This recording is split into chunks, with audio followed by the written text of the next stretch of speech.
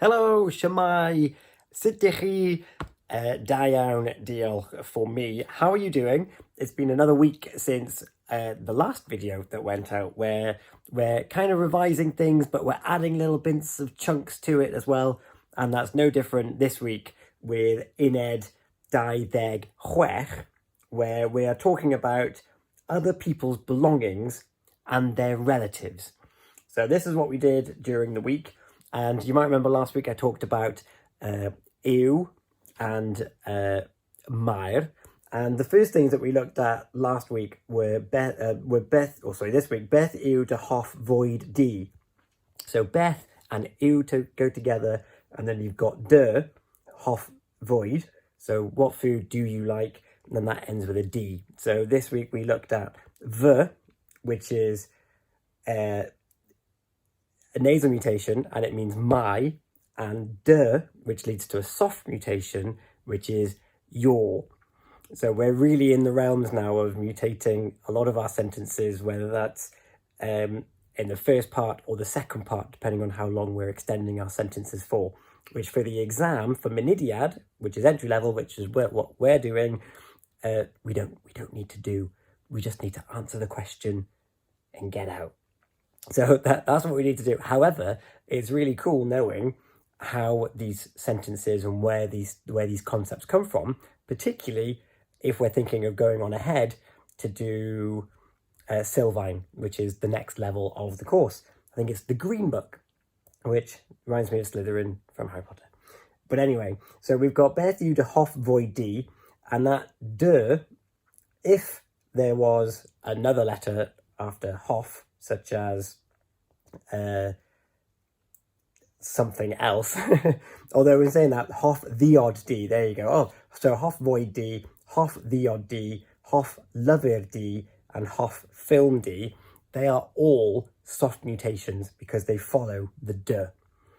So void is boyd, the odd is diod, so void is food, the odd, diod is to drink, lyfr is llyfr, which is book, and film, which is film, would be a film. So the de is causing that soft mutation every time. Whereas if it was talking about me and my something with a v, so if I was talking about my partner, the example here in the book is Sam yw enw fy mhartner I. So that's fy, which is my, gap, and then mhartner. So fy mhartner I. The MH has got rid of the P that's there. A nasal mutation only occurs with the letters T, C, and P. So it's not there all the time, just depends on what words you're looking for. So be careful of that one though, if you are looking at words that cause a nasal mutation, such as the, or if you're in somewhere, like a city, hang on, yeah, no, I am right. With you're in something, so you might have Nghymru or Hontadower, then you're going to find nasal mutation there as well. You're catching me on the fly here. So that's how we spent most of last week. And then we started, this week. And then we started talking about his and her things. And this is where we have even more mutations. So his is I something very similar to what we were talking about with dy hoff fwyd di, which is your favourite food you. I something is his something him. That causes a soft mutation. So it's masculine, it's his something him, which causes a soft mutation. So if you want to say his ticket, I docin as opposed to tocin I gar as opposed to I car I bapur instead of papur, diod instead of diod, welly instead of gwely, bike instead of bike. The B and the F is the one that throws me off a lot of the time, and lyfr instead of llyfr, and vaneg instead of maneg. M and F throws me off as well. So B and F, M and F, they throw me off all the time. And rester instead of rester. So you drop the RH and just becomes R. So that's a soft mutation. This is how you can say I diod his drink, as opposed to I diod, which is what we would want to say anyway. But if it was my drink, it would be the something else anyway. In fact, it would be no, because I'm gonna complicate it even more now, because the her version of this causes a aspirate mutation, which means I've just made a mistake with what I was just saying.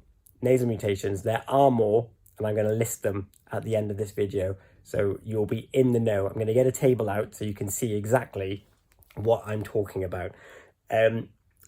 When you want to say her belongings, it becomes I something he, but there's an aspirate mutation. So all the letters that have got a soft mutation, you've got T, C, P, D, G, B, double L, M, and RH. For an aspirate mutation, which is when something is hers, it's only T, C, P. So that's what I was just telling you a moment before. So I apologise that I got that wrong. So in this instance, your tockin, which was a dockin for him, is now I thockin he. A car, which was I gar for his car, is now I cha he. And for a papur, like a papur newydd, a paper, what was I bapur for his paper is I fapur he. All the others for hers, for her belongings, have no mutations. So it's I diod he, I gweli he, where of course that was I welly for his. So getting our heads around all these different, like these three different types of mutations, we've got the soft, the nasal, and the soft, nasal, and aspirate. And it's the nasal that I need to go over you with at the end. Really causes an issue. And then we started looking at my auntie ni'n hen. So my, or our house. So we looked at, so we now know my, we know yours, we know his, we know hers. And then we've got ein, which is our, my auntie ni'n, so you remember ni'n, din'n, hen, so our house is old, my auntie ni'n fodern, our home is modern, my ein car nain hen, our car is old, and my ein car ni'n newydd, our car is new. So that's ni'n, which is ours, it's we, it's to do with a collective. So that was my ein, so that's E-I-N. If it's theirs, it becomes my with no like N sound on the end. My teen hoon hen.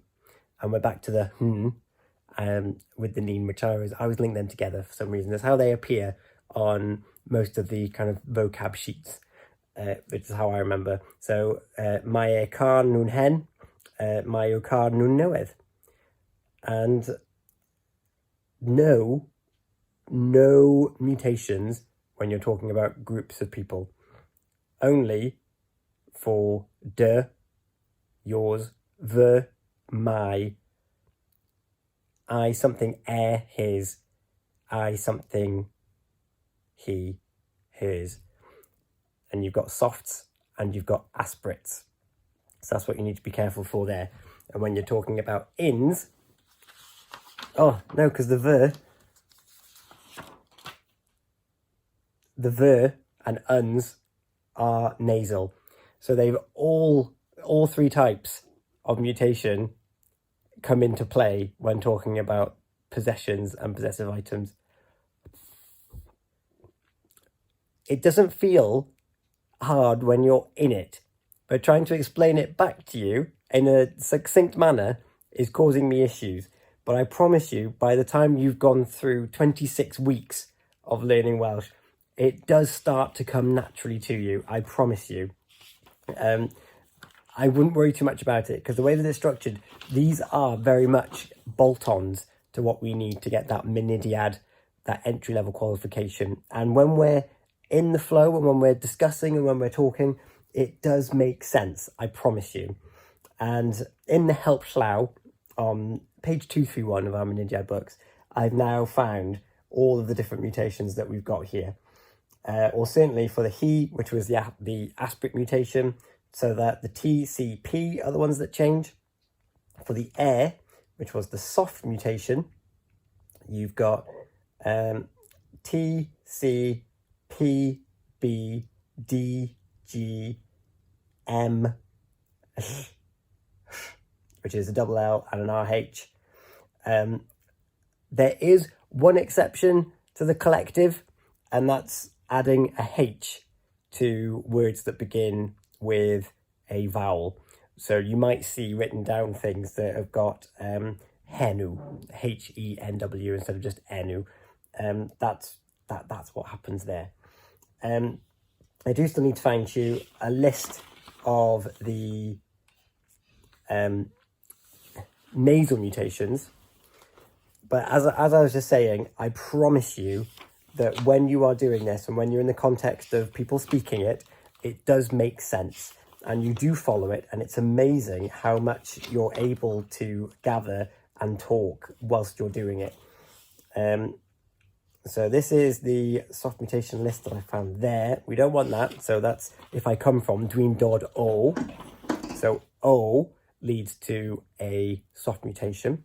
So part of the exam is we're going to have a picture of someone and it's going to have whether it'll be unwreiddiol, so where he comes from originally, or it'll be byw, where does he live? And if it's unwreiddiol, if it's originally, it's he comes from somewhere.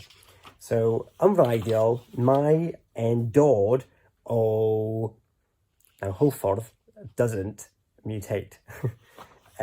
However, if we're talking about Pembro, it would. My dod o Benfro. He comes from Pembroke. So that's something to bear in mind. If it's byw, we use un. My byw, and then this is where un can change because of this nasal mutation. And this is what I'm looking for you now. I know that if it was Pontardawe, I know that P turns to MH. And that would be my byw Montadawer. Hontadawer. I tried being clever and I tried using Barry, but Barry is a town that's got a Barry in front of it, which means that there is no mutation after a Barry, because the doesn't mutate to anything. Abergavenny is the same, Ervenny. So you've got to be careful for these things that you don't get caught out, which is why we're spending a lot of the sessions now in the run-up to the exam that we've got coming up, going through the past paper so we don't slip up on these things, because the way that the marking works is you start off with 100 marks, and for everything that we get incorrect, they take 2 marks off. So we've been given all the trust that we need, we've got all the points that we need. It's our job to hold on to them, and we hold on to them by not talking too much, particularly at Munediad entry level. For Sylvain, it will be different because it's more of a conversation, and we qualify things.